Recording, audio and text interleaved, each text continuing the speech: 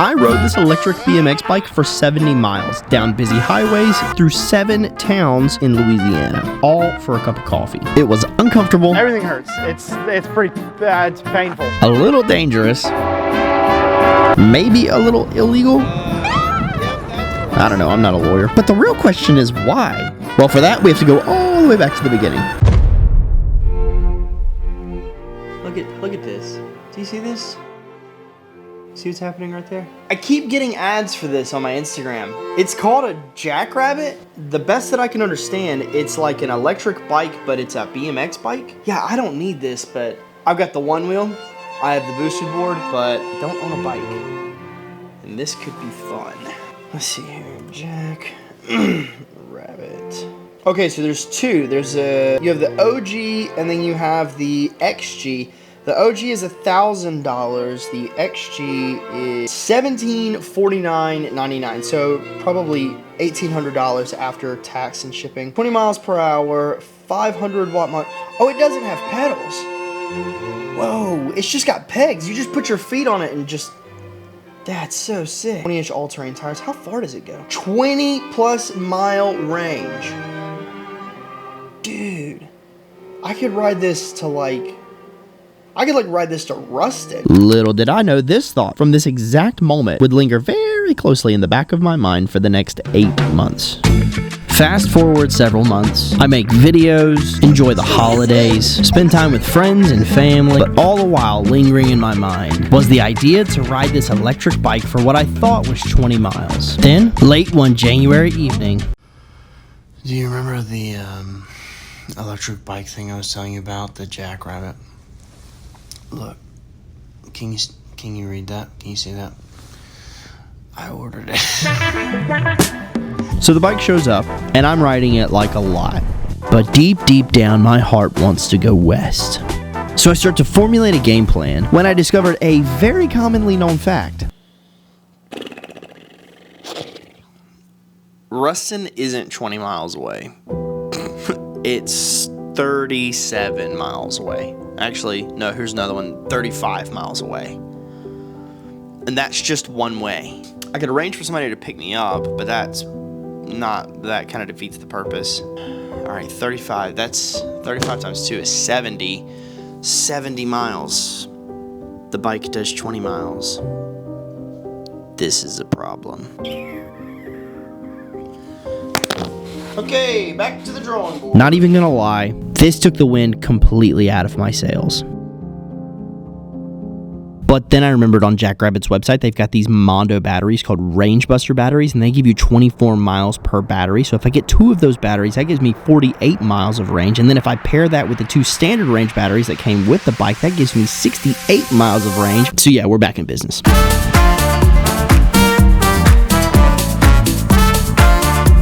So now I just need to get my hands on 2 Range Buster batteries. So I sent a quick email and was just like, yo, Jackrabbit, you guys down to do something fun? And they hit me back and were like, sure. Before I knew it, the batteries were at my office, and now we were just a couple steps away from this dream becoming a reality. Okay, really quick. I want to explain how I'm making this possible. This is the standard range battery for the Jackrabbit. This is their proprietary battery. It comes standard in both the XG and the OG. This battery gives me 10 miles of range. This big boy, see this behemoth? It looks like 2 of these standard range batteries on either side. I'm not entirely sure if that's how this works, but what I can tell you is that this battery gives me 24 miles of range. 10 amps, 360 watt hours, and it weighs 4 pounds, so the Jackrabbit is still very portable. This thing is awesome. Also, I didn't want to go any farther in the video without giving a massive shout out to Jackrabbit and saying a huge thank you for sending me these. It's literally the only way that this video is happening is with these big Mondo Range Buster batteries. So, thanks Jackrabbit. Alrighty, got the bike, got the batteries. Now I just gotta figure out how to film this little escapade. Fortunately, my buddy Sam at Shop Talk Studios is super cool. I gave him a quick call, pitched the idea, and his answer was a simple, yeah, we're in for sure, dude. This is a coffee shop in Ruston called Common Goods. That's what we're gonna go do. We're gonna go get coffee. I love this shop. It's owned by a couple friends of mine. seemed like a good enough reason to do this. I do have one pretty serious concern though.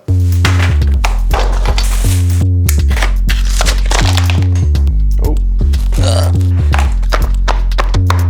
Tonight on the news. 1, 2, 3, 4. This is the time frame. From 1 a.m. to 6 a.m., that's completely out because it's dark outside, obviously. That's kind of dangerous. Also from 8 p.m. until midnight, that's also out because again, it is dark. From 6 a.m. until 8 a.m. is also out because people are driving to work. We're taking a fairly busy highway. Don't want to run into a lot of traffic if we don't have to. 8 p.m. is probably a bit generous, but from 5 p.m. to 8 p.m. is also no bueno. People are driving home, it's dangerous. Lastly, 11 a.m. until 1 p.m. is also not going to work because it's lunchtime. This is the middle of the workday. People are going to be out and about traveling up and down this highway, trying to get to and from lunch. It's gonna be busy. So our time frame, 8 a.m. to 11 a.m., we need to be at the coffee shop by 11 a.m. so we can take a break, so we can let all the lunch traffic come through.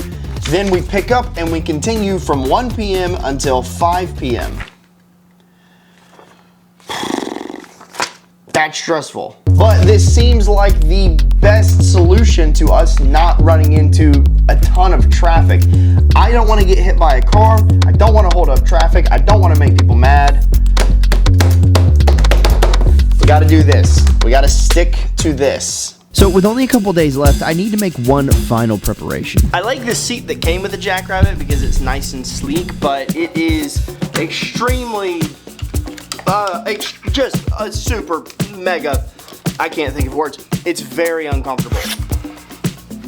Okay, while I work on getting this bike seat replaced, I'm gonna talk to you very briefly about the sponsor of today's video, Motion Array. If you are not familiar with Motion Array, well, I mean, what rock are you living under? In a nutshell, it is a subscription-based service for creators like you and like me with over 7,000 video transitions and stock videos and just, I mean, everything under the sun that you could possibly need to step your videos up and improve the quality of your life.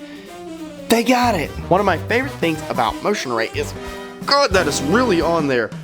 One of my favorite things about Motion Array is the fact that it is plug and play, drag and drop. You don't have to be an animator. You don't have to have some sort of like film degree in order to use their service. It's fairly self-explanatory right out of the box.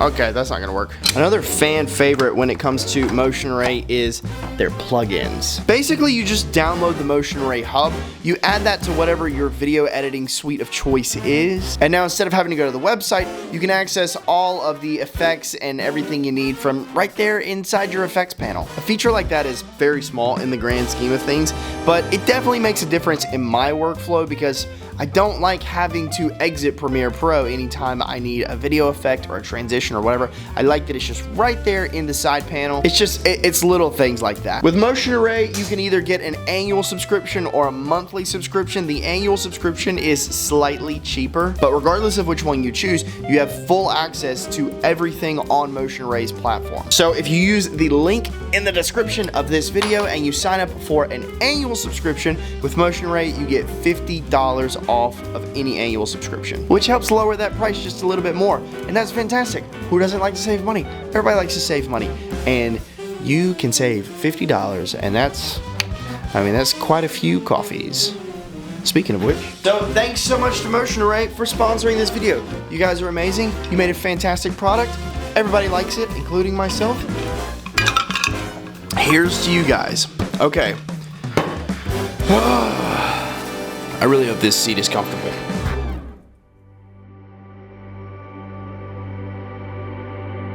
Finally, the day is here. Months of anticipation and preparation leading up to this moment.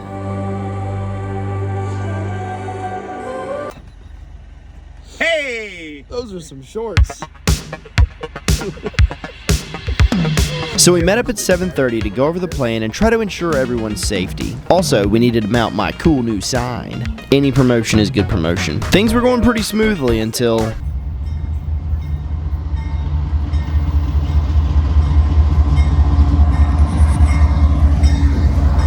That may be a problem because we have to be on that side of the train tracks.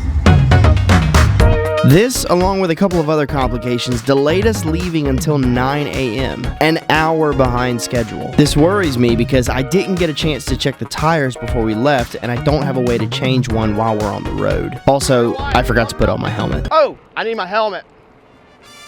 I need my helmet.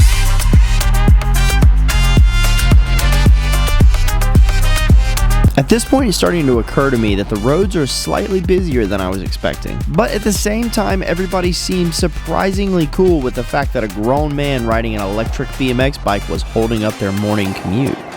Nobody seems too angry so far, which kind of surprises me because, again, people don't do stuff like this in the South. Now, I don't know exactly what I was expecting, but riding an electric bike that tops out at 20 miles an hour for 70 miles, it gets to be pretty boring. So it didn't take very long before I started acting like a toddler.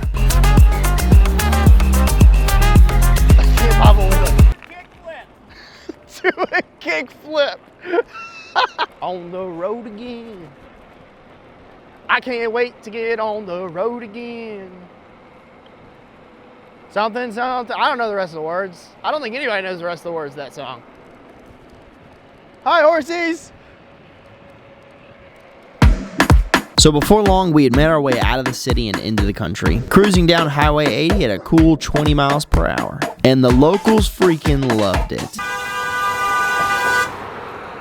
We had to stop a few times to let traffic by, check on camera gear. At one point, we even checked on the sign.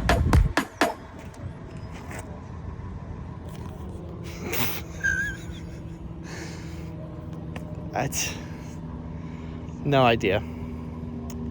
No idea.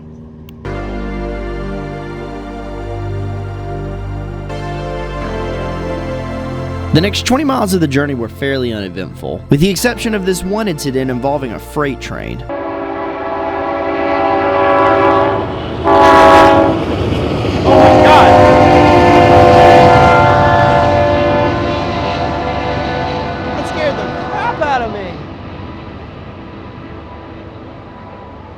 I know! We pressed on, and before we knew it, we had passed through 6 towns and were now entering the city limits of Ruston, Louisiana. That's how we do. Do what we want. Jared, how do you feel so far? Oh God, dude. It's not fun anymore. My thumb hurts and my butt cheeks hurt.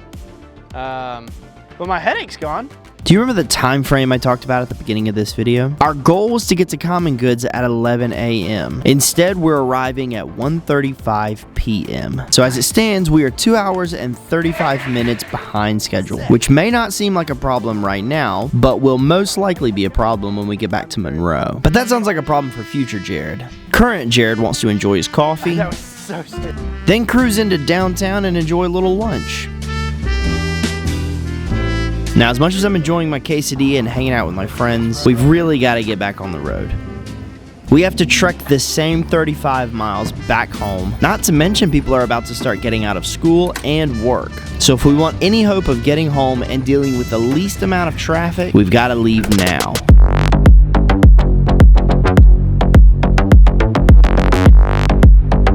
Fortunately, traffic wasn't too bad as we were leaving town. Since we were making such good time, we decided to use one last opportunity to put the drone up and get some last-minute shots. That's when he showed up. Yep, that's for us. Now at this moment, I think I have every right to be nervous. I'm still not sure if what we're doing here is illegal, but what I do know is if you're riding a motorized vehicle on the road, you're at least supposed to have a license plate. As he's pulling up, I'm trying to figure out what I'm gonna say. Yes, sir. We're shooting, make sure I don't get run over. We're shooting footage for a YouTube video. I just had a problem with my bike. I'm just fixing the seat really quick. Yes, sir. Thank you very much. You have a good one. Be safe. Turns out he was a super nice guy, just stopped to check on us and then sent us on our way. By this point, it's nearing 4 o'clock, and we still have a solid 15 miles before we make it home. We're talking very seriously about whether or not to continue, but at this point we've come too far to turn back now. We're just gonna have to press on and try the best we can to be as safe as possible with all of the traffic caused by people trying to get home from work. Can we make this guy honk? Can we make him honk? But believe it or not, even with as long as our day has been,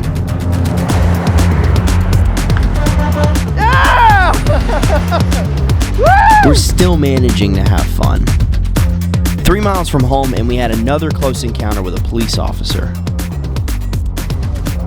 Honestly, this one rattled me a little bit. We were clearly on a very busy road at peak traffic hours. He would have been well within his right to stop us and bring this whole mission to a close with only 3 miles left. I was honestly still trying to process how close of a call that was, but in the middle of that thought, I glanced up and saw the most beautiful sight I had seen all day.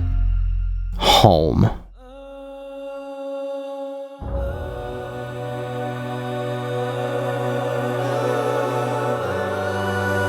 Honestly, I can't believe it. 8 months worth of dreaming, 2 months worth of planning, over 9 hours worth of riding, but I had finally done it. A 70-mile round trip, but at the end of the day, none of this would have been possible without my friends at Shop Talk Studios, Kaylee for driving the chase car, keeping me safe and cheering me on, Jackrabbit for sending me the batteries, my good friend Eric Floberg for giving me the idea, and you guys for cheering me on.